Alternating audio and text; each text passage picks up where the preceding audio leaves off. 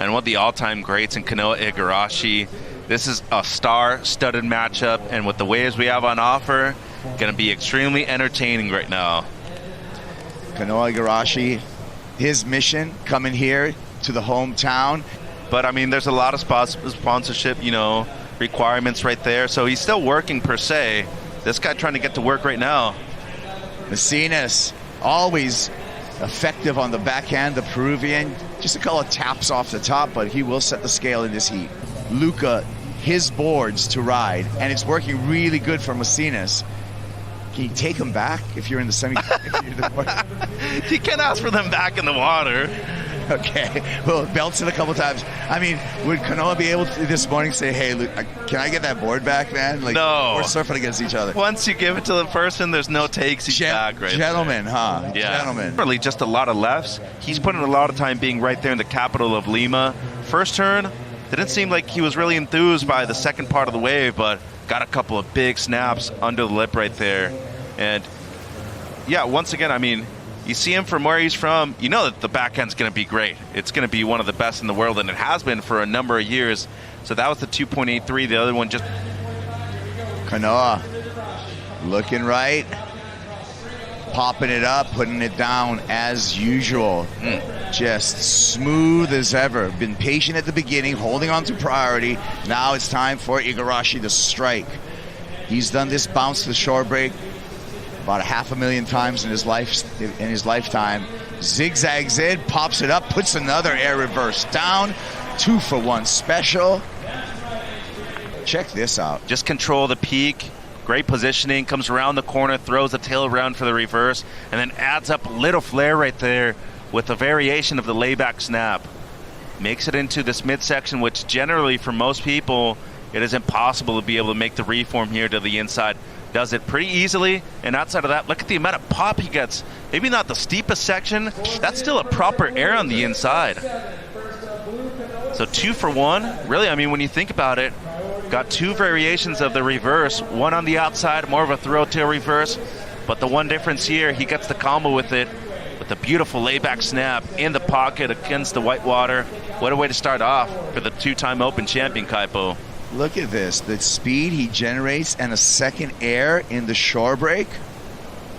With pop. With a lot of pop. I think Kanoa right here, these prototype fins that he's been working with Futures, looking incredible. Right in the pocket in both sections of that wave. Backs up the 6. Shane Horan was on a single fin, a laser zap single fin, doing that backside 360. Things have come a long way. Oh yeah. But the history's so impressive. Mesinas trying to get back into this heat, because during that interview, Kanoa Igarashi got a great backup, a 5.672. 6.7, good work. And then Lucca, it seemed like he was on his way to a good score after the first turn. Maybe just a little bit of hesitation off of the second bottom turn. So it's a perfect canvas, too, to be able to experiment a lot with different types of boards and equipment. Mesinas trying to get back in the game, looking to better a 3.5 really to gain anything. Which can be slightly different mentally than starting in the quarters, because you're that much closer to a final. So how do you keep those nerves at bay?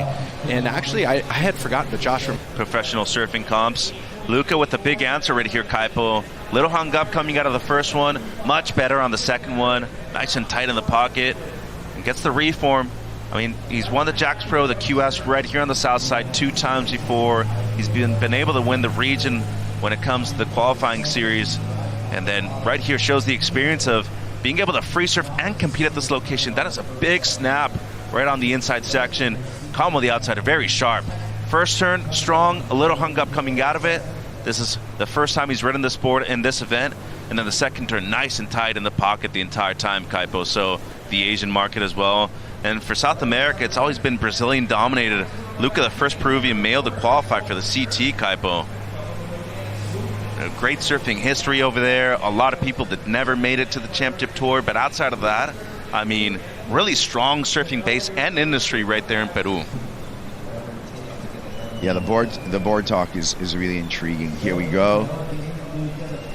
Big snap, but that's it. Just so I feel like Lucca's just kind of trying to search under the priority of Kanoa Igarashi, but any kind of really quality wave, guaranteed Kanoa's going to take it. Exactly. Kanoa looks at this one, and he's going to let Lucca Mesinas go. Lucca, 1, 2 big turns on the backhand. Wants to make this connection to the inside.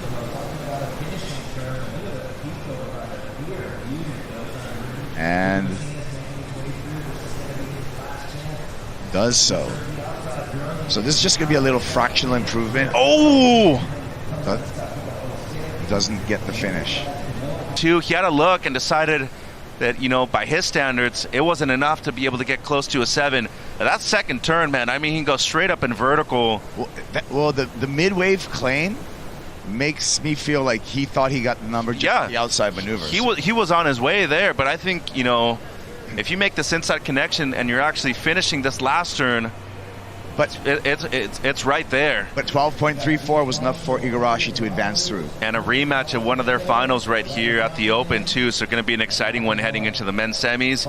Kanoa, we've seen so much how experience has mattered here at Huntington Beach. On the men's side, all the semifinalists from right here in Southern California. How did that help you today? I mean, look at the semis, you know, we got San Diego and 2 San Clemente and 1 Huntington. So, you know, I mean, those guys are an hour away or 2 hours away, but these guys all know this wave just as much as I do, and if not more, to be honest. We all serve this wave so much, and it's just there's something about the pace of the wave. It's really unique here in not Huntington, but in California itself.